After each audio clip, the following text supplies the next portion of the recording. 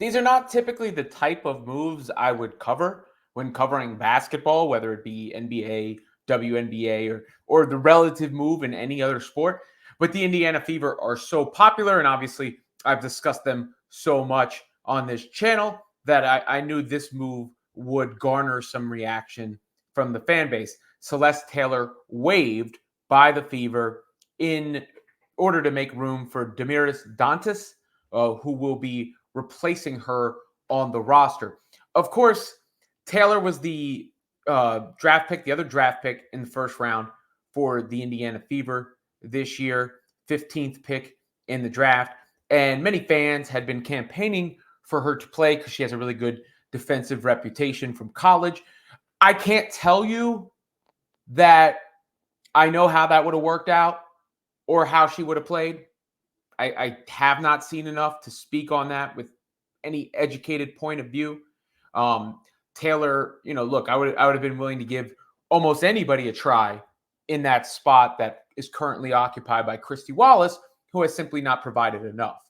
And the idea of what Taylor could do, playing defense on the perimeter, running the floor, made a lot of sense. That made a lot of sense. The idea of it. Obviously, the team didn't value her that way. I don't know if that's their fault.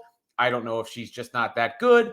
I don't know the answer to a question like that. She only got 16 minutes of total burn this season. So she didn't get a chance, right? Like she didn't get a chance to make her presence felt. Now, the move to bring in Dantas, who I watched some highlights of and looked into the career background of, and I think we can get away with using some of these highlights here. Let me pull up this TikTok so you can take a look as well. We can watch some of what she has to offer together here. Here you go.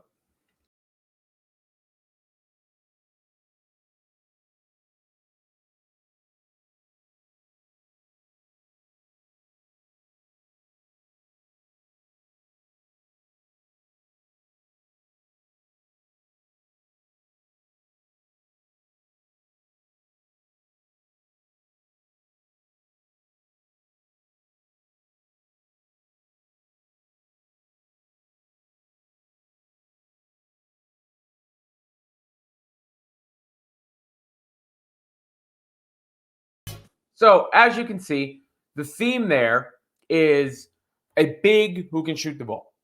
Really, I think what they're looking for is a post presence defensively. This is looking at Alyssa Smith and saying you couldn't guard or pretend to guard Angel Reese in that last meeting.